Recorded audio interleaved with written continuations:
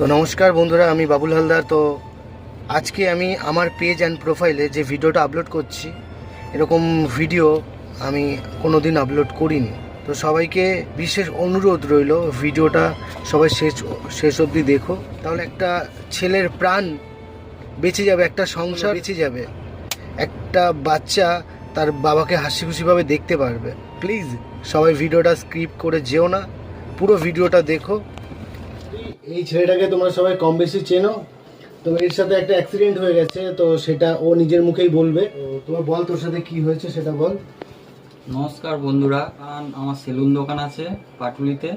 তো আমি রাত 10:30টার সময় দোকান বন্ধ করে যখন বাড়িতে ফিরছিলাম সাইকেল নিয়ে, পেছন থেকে একটা বাইক আমাকে এসে ধাক্কা দেয়। তো আমি পড়ে গেছিলাম। তারপরে উঠে বাড়ি এলাম, এসে স্নান টান করলাম, খাওয়া দাওয়া করলাম, তখন কিছু মনে হয়নি। তারপরে 1-2 দিন পর থেকে বুঝতে পারছি যে আমার কোমরে ব্যথা করছে, আর হাঁটতে হাঁটতে পারছি না। তো আমি পেয়ারলেসে গিয়েছিলাম, ওখানে ডাক্তার দেখে বলল আমার কোমরে চোট লেগেছে। চোট বলতে কোমর হাড় ভেঙে গেছে, অপারেশন করতে হবে। তো তোকে ডাক্তার অপারেশনের জন্য কত কি খরচা কি বলেছে? অপারেশনের জন্য বললো তো 1,00,000 মোটামুটি খরচাই আছে, আরও বেশি হতে পারে। এই ও সামান্য একটা দোকান চালিয়ে এই পুরো সংসার চালাবে, একটা ছোট মেয়ে আছে। তো এখন কতদিন তো দোকান বন্ধ? প্রায় এই 2 মাসের মতো।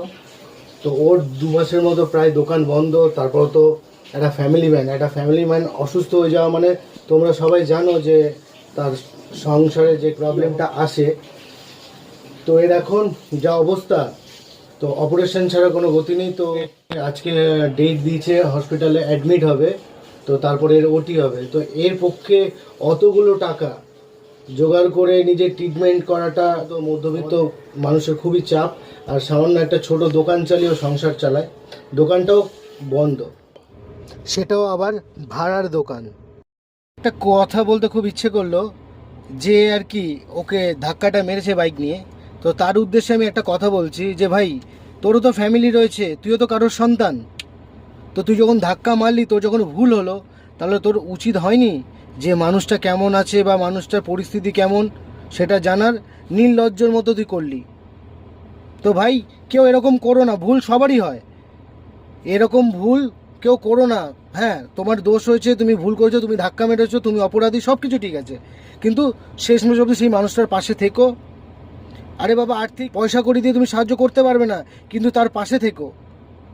আজকে ছেলেটার বলো তো, তোমার একটা অ্যাক্সিডেন্টে তার বাড়িতে খাবার জুটছে না, তুমি তাকে অ্যাক্সিডেন্ট করে তুমি বেশ ভালো আছো,